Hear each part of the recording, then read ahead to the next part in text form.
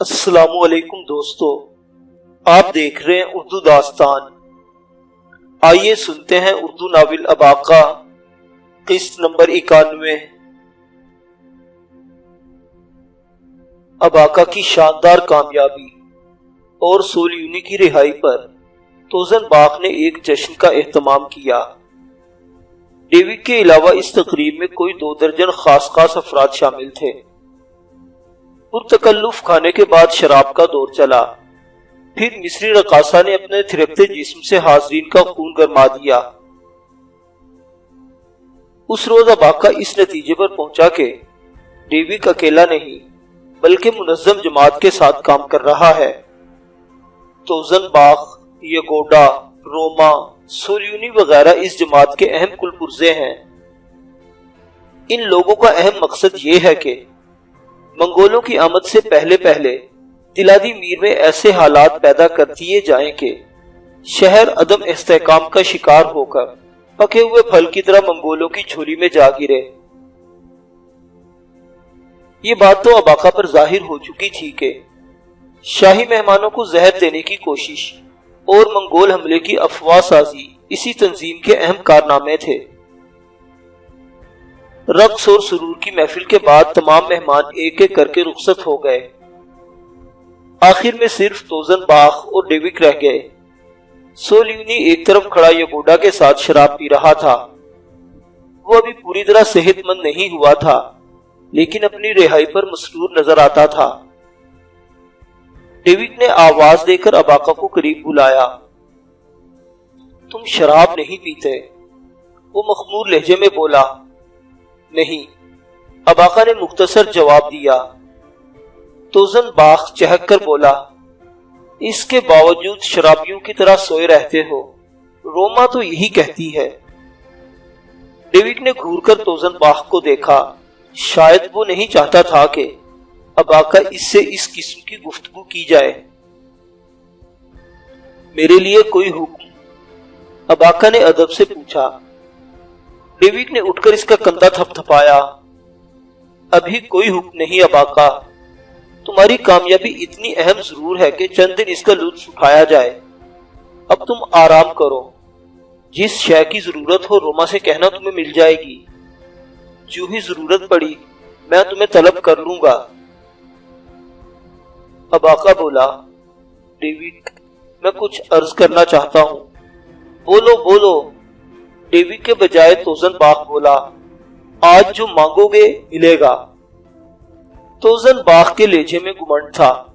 روما جیسی حسین عورتوں کی ملکیت اور اپنے اثر و رسوخ کا گھمنڈ ہے، لیکن اباقہ کو اس اثر و رسوخ سے کوئی سروکار نہ تھا، نہ اس کی دولت اور نہ حسین عورتوں سے۔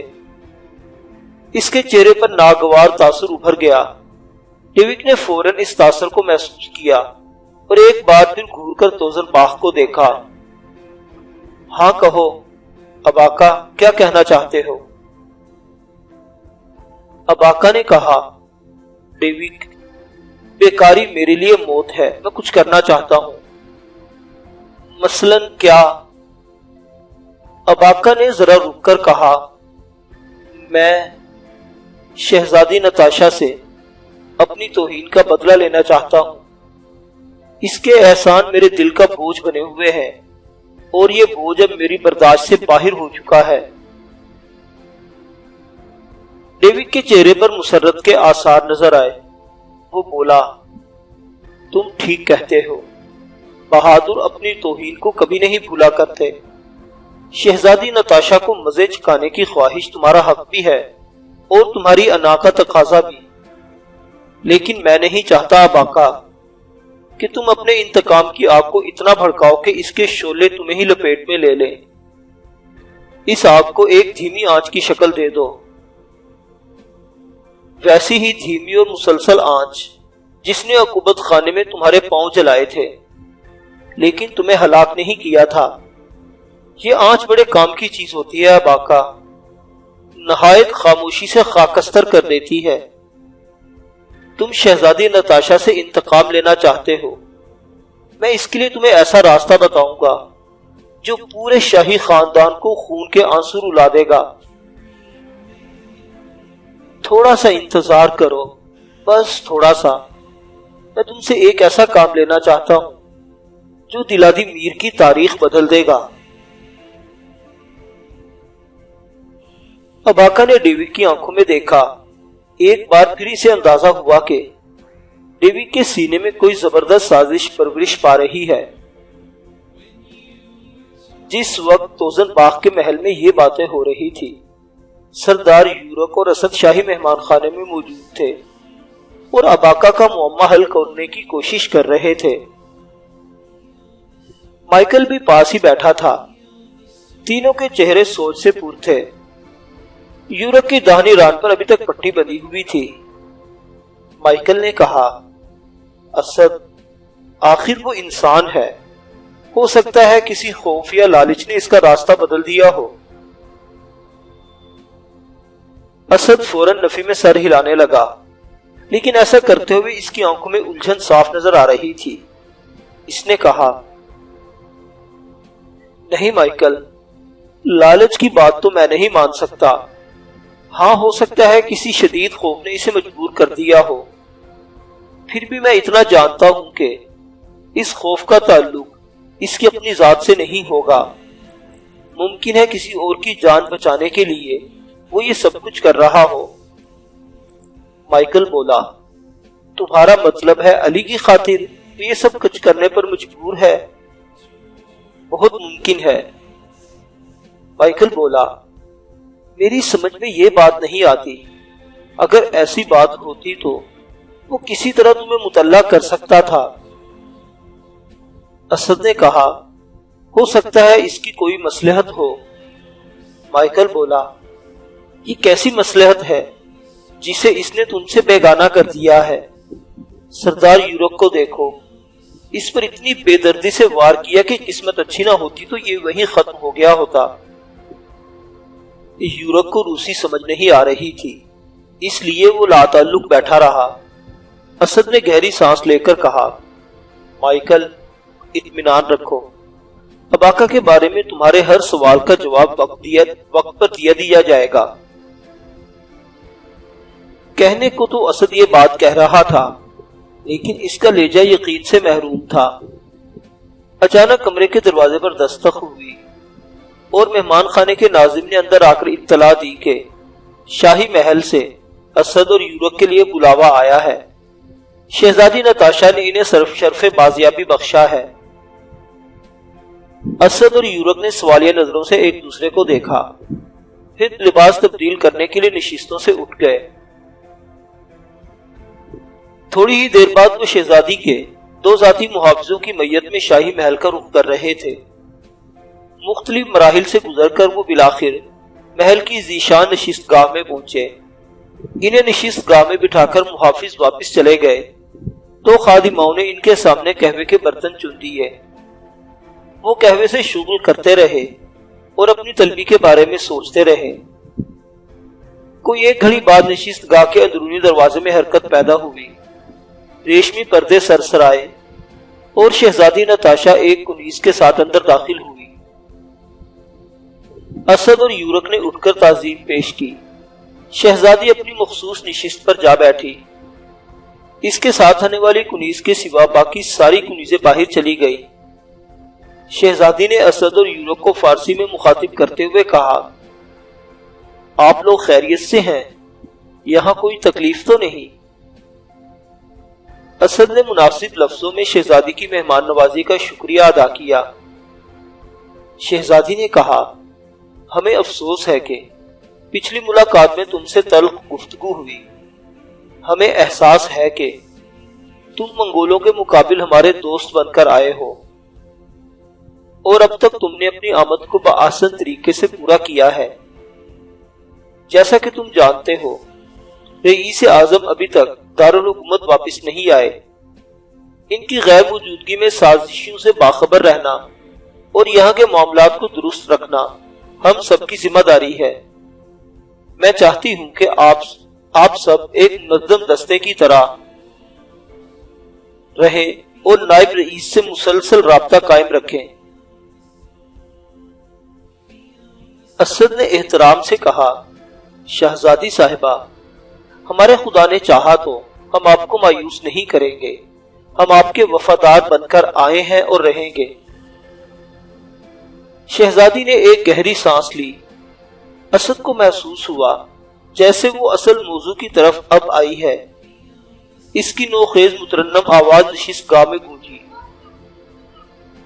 ہمیں اس بات کا قلق ہے کہ تمہارا ایک ساتھی نامعلوم حالات کا شکار ہو کر تم سے بچھڑ چکا ہے۔ یقیناً اس کی جدائی نے تمہیں افسردہ کیا ہوگا۔ بہرکیف وہ ایک بہادر جنگجو اور جانثار شخص تھا۔ اس نے 8 پہر کے قلیل وقت میں شاہی خاندان کے لیے گراں قدر خدمات انجام دی۔ ہمیں منگولوں کا سامنا کرنے کے لیے ایسے سیماب صرف نوجوانوں کی ضرورت ہے۔ ہماری دعا ہے کہ اس کی گمشدگی عارضی ہو اور وہ دوبارہ تم سے آن ملے، لیکن ان حالات میں کوئی امکان رد نہیں کیا جا سکتا۔ ہو سکتا ہے وہ پچھلے ہفتے ہونے والے ہنگاموں میں جاں بحق ہو گیا ہو۔ ہم چاہتے ہیں کہ ایسے وفادار شخص کو شایان شان نوازا جائے۔ کیا آپ اس کے لواحقین کے متعلق کچھ بتا سکتے ہیں؟ ہم جاننا چاہتے ہیں کہ وہ کون تھا اور کہاں سے آیا تھا۔ یورک اور اسد کو شہزادی کے لہجے پر کچھ حیرت ہو رہی تھی۔ یوں لگتا تھا وہ ایک مردہ شخص کے متعلق گفتگو کر رہی ہے۔ اگر اسد نے صرف ایک روز پہلے اب آقا کو زندہ سلامت نہیں دیکھا ہوتا تو شہزادی کا انداز انہیں ہراساں کر سکتا تھا۔ اس نے شہزادی کے سوال کا جواب دیتے ہوئے کہا، محترمہ، آج سے برسوں پہلے جب چنگیز خان نے سمرقند پر حملہ کیا تھا، ہزاروں شہیدوں کے خون میں اباکا کی ماں کا خون بھی شامل تھا۔ اباکا اس وقت ایک نوعمر لڑکا تھا۔ اباکا کا اپاہج باپ اسے کندھے پر اٹھا کر سمرقند کے کھنڈروں سے نکلا اور کسی بستی میں جانے کی بجائے جنگلوں کا رخ کیا۔ اس نے ویرانوں کی بدوباش اختیار کی اور نہایت سخت موسموں میں اباکا کو پروان چڑھایا۔ وہ اسے ایک ایسا فولادی انسان بنانا چاہتا تھا جو ہر قسم کے حالات کا مقابلہ کرنے کا اہل ہو اور جو منگول قاتلوں میں گھس کر ان سے اپنی ماں کا انتقام لے سکے۔ اپنے باپ کی موت کے بعد اباکا بلائے ناگہانی کی طرح کراکروک میں داخل ہوا۔ وہ ایک غیر معمولی انسان بن چکا تھا۔ اس نے منگول وحشیوں سے ٹکر لی اور انہیں حیرت اور خون کے سمندر میں ڈبو دیا۔ اس کی خون ریزی سے جو جنگ شروع ہوئی وہ آج تک جاری ہے۔ اگر وہ زندہ نہ رہا تو جانے کب تک جاری رہے گی۔ یہ چنگیز خان کے بیٹے اس کے خون کے پیاسے ہیں اور وہ ان کے لیے راتوں کا ڈراونا خواب بن چکا ہے۔ اس خواب سے چھٹکارا پانے کے لیے انہوں نے اسے کہاں کہاں نہیں ڈھونڈا، لیکن وہ انہیں کہیں نہیں ملا۔ اس کا کوئی ٹھکانہ ہے اور نہ کوئی کھوج۔ وہ ہوا کے ایک بے نام جھونکے کی طرح سدا گردش میں رہا ہے۔ بے ٹھکانہ شخص ہے، نہ اس کا گھر ہے نہ والی وارث۔ اگر آپ اس کی موت کی صورت میں اسے کوئی فائدہ پہنچانا چاہتی ہیں تو آپ کو اس میں ناکامی ہوگی۔ شہزادی خاموش رہی۔ اسد نے دیکھا اس کے مغرور چہرے پر ایک عجیب طرح کی اداسی نظر آ رہی تھی۔ ایک پچھتاوا سا اس کی آنکھوں سے جھانک رہا تھا، لیکن فوراً ہی اس نے اپنے تاثرات پر قابو پا لیا اور پروقار لہجے میں بولی، ٹھیک ہے، تم جا سکتے ہو۔ ہم سوچیں گے کہ اس بہادر شخص کے لیے کیا کر سکتے ہیں۔ اسد اور یورک کھڑے ہوئے اور تعظیم پیش کرتے ہوئے نشست گاہ سے باہر نکل گئے۔ شہزادی نتاشا گمسم بیٹھی تھی۔ رازدہ کلثوم اسے گہری نظروں سے دیکھ رہی تھی۔ ہولے سے بولی، شہزادی، لگتا ہے آپ نے اس کی موت کا بہت اثر لیا ہے۔ ہاں، ہمیں افسوس ہے، کلثوم بولی۔ تو آپ نے سزا سنانے میں اتنی جلدی کیوں کی؟ ڈیوڈ تو آپ کو صرف مشورہ دے سکتا تھا، فیصلہ تو آپ ہی کو کرنا تھا۔ شہزادی غصے سے بولی، یہ تمہیں کس نے کہا کہ ہمیں ڈیوڈ کی مجبور کرنے پر فیصلہ دیا ہے؟ کلثوم گڑبڑائی، نہیں، میرا مطلب تھا ڈیوڈ بعض اوقات خامخواہ دخل اندازی کی کوشش کرتا ہے۔ شہزادی بولی، اسے دخل اندازی کا حق ہے، یہ حق اسے فادر نے دیا ہے، وہ اسے پسند کرتے ہیں اور اس سے رائے بھی لیتے ہیں، وہ ہمیں رائے دے سکتا ہے، مگر فیصلہ ہم اپنی مرضی سے کرتے ہیں۔ آئندہ تم ہمارے متعلق اس طرح کا گمان کرو گی تو ہمیں دکھ ہوگا۔ کلثوم لجاجت سے بولی، بندی معافی چاہتی ہے، مجھے افسوس ہے کہ میرے منہ سے ایسی بات نکلی۔ شہزادی نے نشست چھوڑ دی اور دھیمے قدموں سے نشست گاہ کے قالین پر ٹہلنے لگی۔ اس کی آنکھوں میں بار بار ایک چہرہ گھوم رہا تھا۔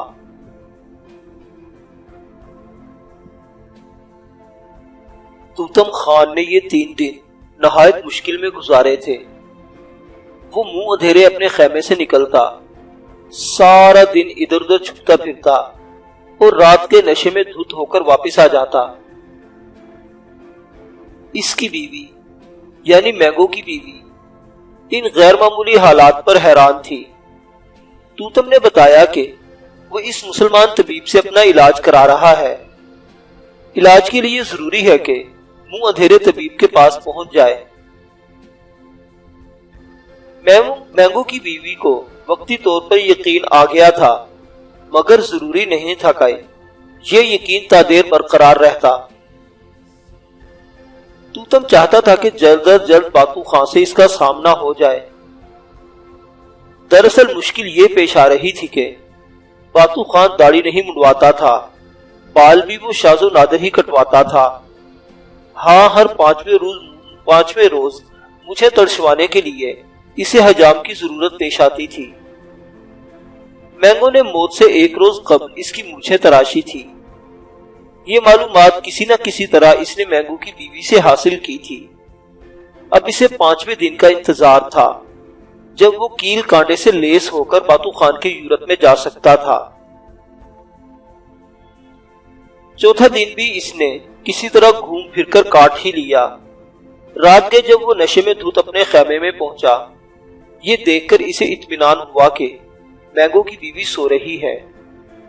وہ صبح اسے کہہ کر گیا تھا کہ اگر واپسی میں دیر ہو جائے تو وہ سو جایا کرے۔ اس نے شمع کی روشنی میں چت لیٹی عورت کو دیکھا اور زیر لب مسکرا دیا۔ اس کا دل گواہی دے رہا تھا کہ وہ دن دور نہیں جب مارینا اس طرح اس کے بستر میں موجود ہوگی، اپنی تمام تر حشر سامانیوں اور خود سپردگی کے ساتھ۔ اس نے خیمے کے کونے میں پڑا ایک چوبی ڈبہ اٹھایا اور بآہستگی کھول کر اس کے اندر کی اشیاء چیک کرنے لگا۔ سرخ مخملی ڈبے میں حجامت کا اعلیٰ درجے کا سامان پڑا تھا۔ اس کے علاوہ چھوٹی چھوٹی بوتلوں میں چند محلول بھی تھے۔ توتم کو معلوم تھا کہ یہ خوشبو ہوگی، کچھ ایسی ہی دوائیاں بھی ہوں گی جو چیرا لگنے سے پر استعمال کی جاتی ہوں گی۔ بہرحال اسے ان چیزوں سے کوئی سروکار نہیں تھا۔ اس کے لیے سب سے اہم وہ 1.5 بالشت لمبا تیز دھار آلہ تھا جو داڑھی مونڈنے یا سر مونڈنے کے لیے استعمال کیا جاتا تھا۔ آلے کی 1 بالشت لمبی تیز دھار شمعدان کی روشنی میں چمک رہی تھی۔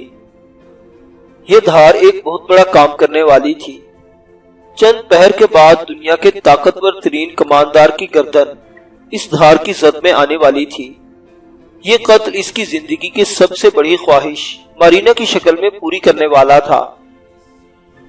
اس پر شان و شوکت اور بلند اقبالی کے دروازے بھی کھولنے والا تھا۔ وہ جانتا تھا باتو خان کا کٹا ہوا سر اہل روس کی نظروں میں کس مقام تک پہنچا دے گا۔ اپنے اس کارنامے سے وہ اہل روس کے لیے نجات دہندہ کا کردار ادا کر سکتا تھا۔ توتم نے آہستگی سے آلے کی تیز دھار پر انگلی پھیری اور مطمئن ہو کر چوبی ڈبے کا ڈھکن بند کر دیا۔ پھر اس نے شمعدان کی شمعیں گول کی اور کروٹ بدل کر بستر پر لیٹ گیا۔ رات کا نہ جانے کون سا پہر تھا جب اچانک اس کی آنکھ کھل گئی۔ اسے لگا اس کے چہرے کے آگے کوئی الاؤ جل رہا ہے۔ پھر اس کی آنکھیں پوری طرح دیکھنے کے قابل ہوئی اور وہ جانا کہ جسے وہ الاؤ سمجھ رہا ہے شمعدان ہے جو مینگو کی بیوی کے ہاتھ میں ہے، وہ اس پر جھکی ہوئی غور سے اس کی شکل دیکھ رہی تھی۔ توتم خان کے ذہن میں خطرے کی گھنٹی بجی اور جسم میں سنسنی دوڑ گئی۔ اس نے دیکھا کہ عورت کے چہرے پر حیرت اور خوف کے تاثرات ہیں۔ وہ توتم کو گھور کر لرزا آواز میں بولی، کون ہو تم؟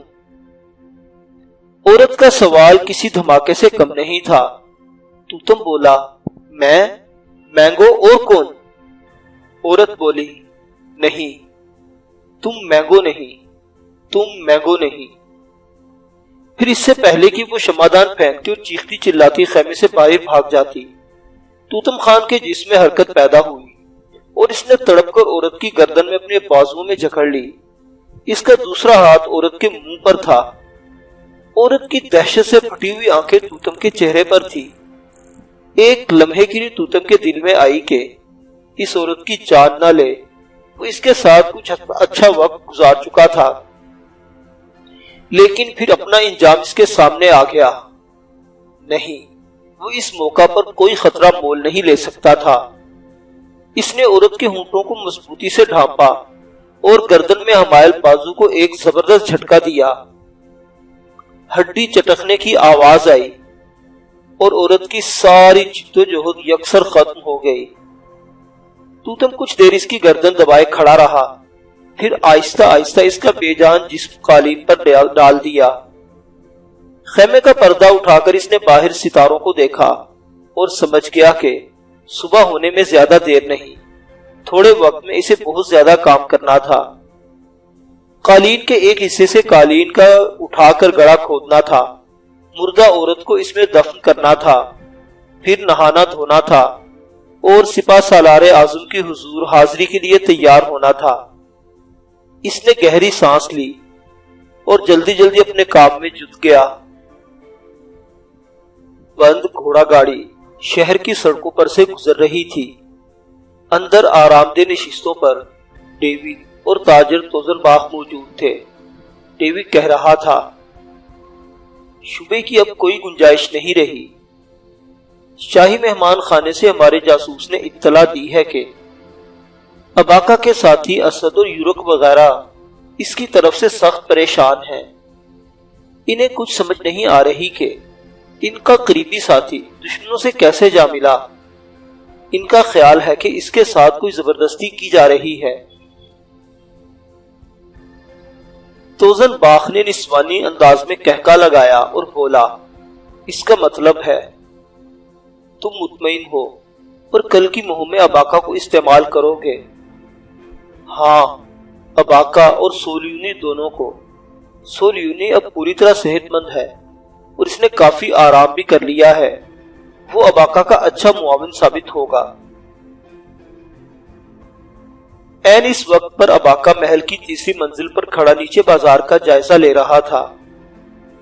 یہ شہر کا ایک مصروف چوراہا تھا۔ ایک مٹیالے رنگ کی گھوڑا گاڑی محل میں داخل ہوئی اور اباکا سمجھ گیا ڈیوڈ اور توزن باغ آئے ہیں۔ وہ ہمیشہ اسی گاڑی میں نہایت رازداری سے آیا جایا کرتے تھے۔ توزن باغ کا شمار حکومت کے ان مخالفین میں ہوتا تھا جو موجودہ سیاست سے نالاں تھے اور اپنی دولت کو حکومت کی مخالف سرگرمیوں میں استعمال کرتے تھے۔ دوسری طرف ڈیوڈ شاہی خاندان کا چہیتا مشیر تھا۔ وہ اگر برسر عام توزن باغ سے ملتا تو اس کی وفاداریاں مشکوک ہو سکتی تھیں۔ تھوڑی دیر میں اباکا کو ڈیوڈ کی طرف سے بلاوا آ گیا۔ وہ نشست گاہ میں توزن باغ کے ساتھ اس کا انتظار کر رہا تھا۔ اباکا نے نشست گاہ میں ان دونوں کو یکسر تنہا پایا۔ صرف سولیونی ایک کونے میں بیٹھا شراب سے شغل کر رہا تھا۔ یہ تنہائی اس بات کا اشارہ تھی کہ کسی انتہائی اہم موضوع پر گفتگو ہونے والی ہے۔ کچھ ہی دیر بعد اباکا کا اندازہ درست ثابت ہوا۔ جب رسمی گفتگو کے بعد ڈیوڈ اصل موضوع پر آ گیا، اس نے کہا، اباکا، ایک نہایت اہم کام تمہارے سپرد کر رہا ہوں۔ اگر تم کامیاب ہوئے تو یقین کرو شاہی خاندان کی بنیادیں ہل جائیں گی۔ پھر شہزادی نتاشا اور رئیس کنیاز پوری جیسے جلادوں سے بدلہ لینا کوئی مشکل کام نہیں رہے گا۔ اب آقا نے کہا، ڈیوڈ، میں آپ کا ہر حکم بجا لانے کو تیار ہوں۔ ان دونوں کے درمیان حائل اب بہت سے پردے اٹھ چکے تھے۔ اب آقا جانتا تو پہلے سے تھا، لیکن اب یہ بات کھل چکی تھی کہ ڈیوڈ منگولوں کے ہاتھ مضبوط کر رہا ہے۔ اب آقا نے ڈیوڈ کو پہلا تاثر یہی دیا تھا کہ بدلے ہوئے حالات نے اسے بھی بدل دیا ہے، اور اب اس کی زندگی کا پہلا اور آخری مقصد شاہی خاندان اور خاص طور پر شہزادی نتاشا سے بدلہ لینا رہ گیا ہے۔ اس کے جذبہ انتقام کی تسکین میں اگر منگولوں کا فائدہ ہوتا ہے تو ہوتا رہے، اسے اب پرواہ نہیں۔ ڈیوڈ نے سرخ شراب کا جام ہونٹوں سے لگایا اور جذباتی لہجے میں بولا، اب آقا، کل ٹھیک رات کے دوسرے پہر تم سولیونی کے ساتھ ایک مہم پر روانہ ہوگے۔ تمہیں قلعے کے اندر پہنچ کر ایک اہم عمارت کو تباہ کرنا ہے۔ اس عمارت میں اسلحے اور آتش گیر مادے کا سب سے بڑا ذخیرہ ہے۔ اگر یہ ذخیرہ تباہ ہو گیا تو رئیس اعظم کی کمر ٹوٹ جائے گی۔ شاہی فوج کی حالت اس بھیڑیے کسی ہو جائے گی جس کے دانت نکال دیے گئے ہوں۔ اب آقا ڈیوڈ کی باتیں سن رہا تھا اور اس کے کان سائیں سائیں کر رہے تھے۔ وہ سمجھ رہا تھا ڈیوڈ کتنے ہلاکت خیز منصوبے کا ذکر کر رہا ہے۔ اس سے بیشتر چینی مہم میں اس نے ایک قلعہ بند فوج کا اسلحہ خانہ تباہ ہوتے دیکھا تھا۔ آتش گیر مادے نے فوج کے ساتھ ساتھ پورے قلعے کی دھچیاں اڑا دی تھی، اور منگول فوج اس طرح شہر میں داخل ہوئی تھی کہ ان کی تلواریں نیاموں میں تھی اور وہ جمائیاں لے رہے تھے۔ اب آقا نے سوچا، کیا دلادی میر میں بھی اس چینی شہر کی تاریخ دہرائی جانے والی ہے؟ وہ لرز اٹھا۔ اسے معلوم تھا کہ قلعے کے عقبی حصے میں اسلحے کا ایک بہت بڑا گودام ہے۔ منگول پیش قدمی کے ساتھ ہی رئیس اعظم نے یہاں سامان حرب جمع کرنا شروع کر دیا تھا۔ چینی طریقہ جنگ سے استفادہ کرتے ہوئے یہاں آتش گیر مادے کے انبار لگا دیے گئے تھے۔ کچھ چینی ماہرین یہاں موجود تھے۔ وہ دفاعی مقاصد کے لیے دھڑا دھڑ آتشی اسلحہ تیار کر رہے تھے۔ ڈیوڈ کو واقعی بہت دور کی سوجھی تھی۔ واقعی اس نے ٹھیک کہا تھا۔ اب آقا، میں تمہیں ایک ایسا کام سونپوں گا جو دلادی میر کی تاریخ بدل ڈالے گا۔ اسلحے کا یہ ذخیرہ تباہ ہو جاتا تو واقعی دلادی میر کی تاریخ بدل جاتی۔ شہر کا دفاع تاتاری سیلاب میں خس و خاشاک کی طرح بہہ جاتا۔ ڈیوڈ کی آنکھوں میں شفاف چمک تھی۔ وہ بولا، اب آقا، کل ٹھیک دوسرے پہر کے آغاز پر تم شاہی عقوبت خانے سے اپنی مہم پر روانہ ہوں گے۔ عقوبت خانے سے 2 سرنگیں نکلتی ہیں۔ ایک سرنگ شاہی محل میں پہنچتی ہے اور دوسری قلعے میں۔ قلعے کو جانے والی سرنگ کو کچھ اور سرنگیں قطع کرتی ہیں، اور کسی رہبر کے بغیر اس سرنگ میں سفر کرنا ناممکن ہے۔ ویسے بھی یہ سرنگیں عرصہ دراز سے بند پڑی ہیں اور ان میں روشنی وغیرہ کا انتظام نہیں۔ تمہاری مشکلات کے خیال سے میں نے ایک ایسے شخص کی خدمات لی ہیں جو ان سرنگوں کا کیڑا ہے۔ وہ 40 برس تک قلعے کو جانے والی سرنگ کا نگران اعلیٰ رہا۔ اس سرنگ کی ہر اونچ نیچ سے وہ بخوبی آگاہ ہے۔ اس نے ذمہ لیا ہے کہ وہ تمہیں باحفاظت قلعے میں پہنچائے گا۔ دیکھو اب آقا، میں تم سے کچھ چھپانا نہیں چاہتا۔ قلعے کے اندر حفاظتی انتظامات بہت سخت ہیں۔ خاص طور پر اسلحے خانے کی طرف 8 پہر ننگی تلواروں کا پہرا رہتا ہے۔ اگر حفاظتی انتظام میں کوئی سقم ہوتا تو میں خود تمہیں سرنگ استعمال کرنے کی بجائے اپنی گھوڑا گاڑی میں ڈال کر قلعے تک پہنچانے کی کوشش کرتا۔ بہرحال اس میں زیادہ پریشانی کی بات نہیں۔ قلعے کے اندر ہمارے رابطے موجود ہیں۔ تمہیں ہر قدم پر راست ملے گا۔ تم اور سولیونی سرنگ والے راستے سے قلعے والے دروازے پر پہنچو گے تو وہ تمہیں کھلا ملے گا۔ تمہارا بوڑھا مددگار آروف یہی رک جائے گا۔ اس سے آگے تم دونوں کو خود جانا ہوگا۔ یہ قلعے کا نہایت حساس علاقہ ہے۔ ہر قدم پھونک کر رکھنے کی ضرورت ہوگی۔ سرنگ سے نکلتے ہی تمہیں کھاس کا ایک ہموار قطعہ نظر آئے گا۔ اس کتے کے عین درمیان چھوٹے سے چبوترے پر سنگ مرمر کا ایک قد آدم مجسمہ نصب ہے۔ ممکن ہے تاریکی میں تم اسے نہ دیکھ سکو، لیکن اس کا حولہ تمہیں ضرور نظر آئے گا۔ اس مجسمے کے قریب ہر وقت 2 مسلح پہرے دار موجود رہتے ہیں، لیکن جب تم سرنگ سے نکلو گے تو تمہیں وہاں کوئی پہرے دار نظر نہیں آئے گا۔ تمہیں ان پہرے داروں کی جگہ لینی ہے اور خاموش رہنا ہے۔ کچھ دیر کے بعد تاریکی سے ایک شخص نکلے گا اور سرفروش کے نام سے اپنا تعارف کرائے گا۔ تم دونوں اسے اپنا نام بتانا، اس سے آگے کا لاہ عمل وہ تمہیں خود بتائے گا۔ تمہاری حیثیت اس کے ماتحت کسی نہیں، لیکن وہ پہلے سے قلعے میں موجود ہے، اس لیے زیادہ معلومات رکھتا ہے۔ حسب ضرورت تم اپنی سمجھ بوجھ سے فیصلہ کر سکتے ہو۔ اباکا جانتا تھا کہ ڈیوک جان بوجھ کر انہیں آدھی ادھوری معلومات فراہم کر رہا ہے۔ احتیاط کا تقاضا بھی یہی تھا کہ انہیں اپنے کام سے متعلق مرحلہ وار معلوم ہوتا۔ اس طرح کسی مرحلے میں ان کے پکڑے جانے کی صورت میں ڈیوک کا کم سے کم نقصان ہوتا۔ ڈیوک نے کہا، تمام تیاری مکمل ہو چکی ہے۔ تمہارے اور سیولونی کے پہرے دار سپاہیوں کی وردیاں تھوڑی دیر میں پہنچ جائیں گی۔ اس کے علاوہ بھی اگر تمہیں کسی چیز کی ضرورت ہو تو رات تک توزن باغ سے طلب کر سکتے ہو۔ اگر کوئی سوال پوچھنا چاہتے ہو تو وہ بھی پوچھ لو۔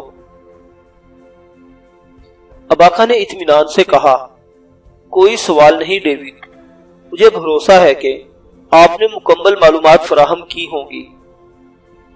ڈیوک کی اجازت طلب کر کے اباکا واپس کمرے میں آ گیا۔ کمرے میں پہنچ کر اس نے دیکھا کہ روما نیم ریا لباس پہنے اس کی مسیری پر دراز تھی۔ دیکھنے میں لگتا تھا سوئی ہوئی ہے، لیکن اباکا اس کی چالاکیاں سمجھنے لگا تھا۔ اس نے دبے قدموں پہنچ کر گرج کر اس کا نام لیا تو وہ ہڑبڑا کر اٹھ بیٹھی۔ جان، تم نے تو مجھے ڈرا ہی دیا، دیکھو میرا سینہ کیسے دھک دھک کر رہا ہے۔ وہ اپنا ہاتھ سینے پر رکھتے ہوئے بولی۔ اباکا بولا، شکر کرو میں نے صرف تمہیں ڈرایا ہے، اب یہاں سے چلتی پھرتی نظر آؤ۔ روما بولی، جان اتنے سنگ دل نہ بنو، تم ایک پرختم مہم پر جا رہے ہو، کیا معلوم کل کی صبح کس کے نصیب میں ہو۔ آؤ اس شام کو یادگار بنا دیں۔ یہ شراب کا جام ہے، تم اس میں ڈوب جاؤ اور میں تم میں ڈوب جاتی ہوں۔ اباکا بولا، شراب کا یہ جام لے کر سیولونی کے پاس چلی جاؤ اور دونوں اس میں ڈوب جاؤ۔ وہ ساتھ والے کمرے میں موجود ہے اور اسے تمہاری ضرورت بھی ہوگی۔ لیکن مجھے تو تمہاری ضرورت ہے۔ وہ اباکا کے توانا جسم کو درزیدہ نظروں سے دیکھتی ہوئی بولی، میں کہتا ہوں یہاں سے چلی جاؤ، ورنہ کیا؟